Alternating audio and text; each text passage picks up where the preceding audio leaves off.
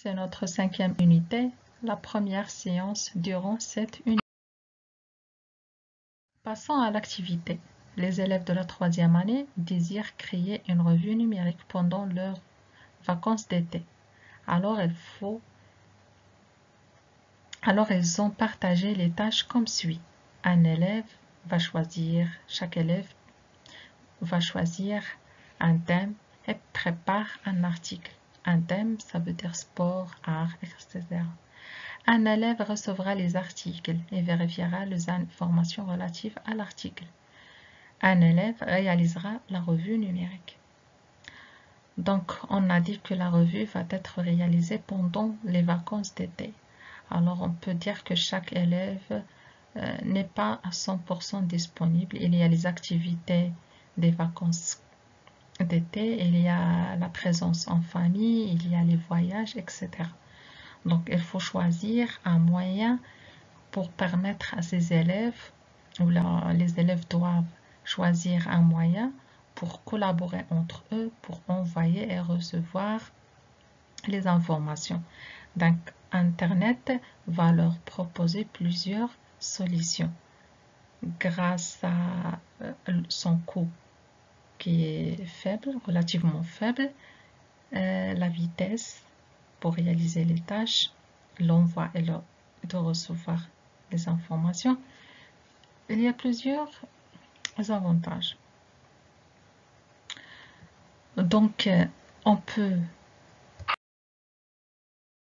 choisir le courrier électronique comme moyen de collaboration entre les élèves.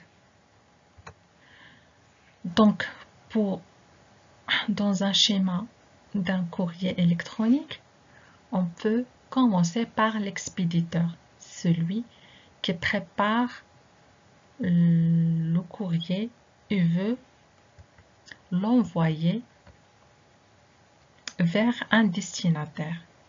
D'accord? Donc, l'expéditeur, il réalise, il prépare son courrier et va l'envoyer vers un fournisseur. Et de l'autre côté, le destinataire, il va recevoir son message d'après le fournisseur.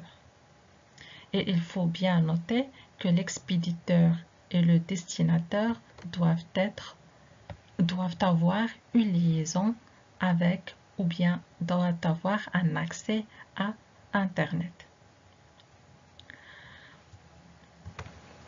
Donc, lorsqu'on parle de courrier plus électronique, alors on parle de courriel.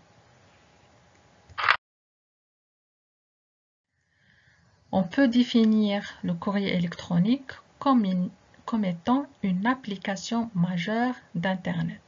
On a vu l'autre fois le service web.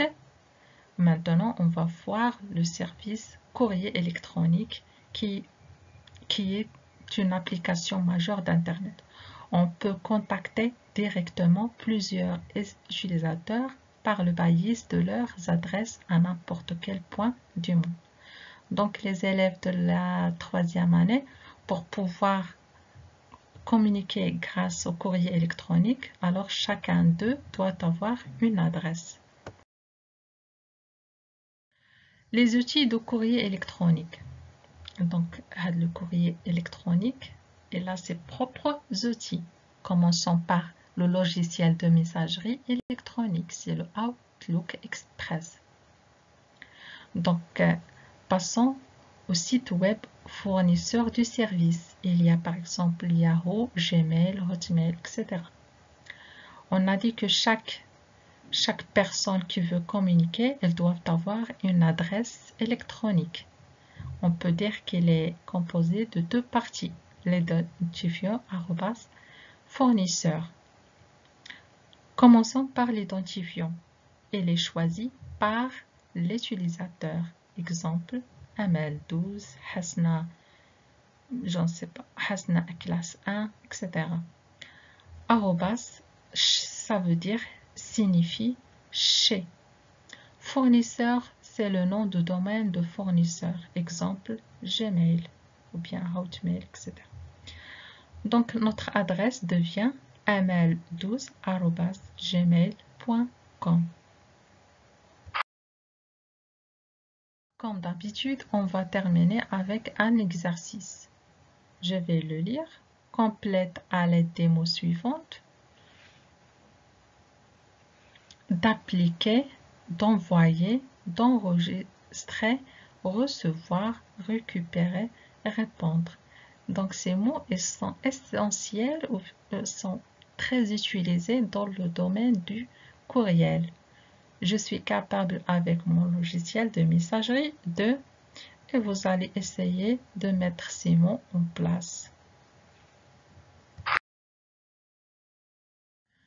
Donc à la fin, je vous dis merci et bon courage.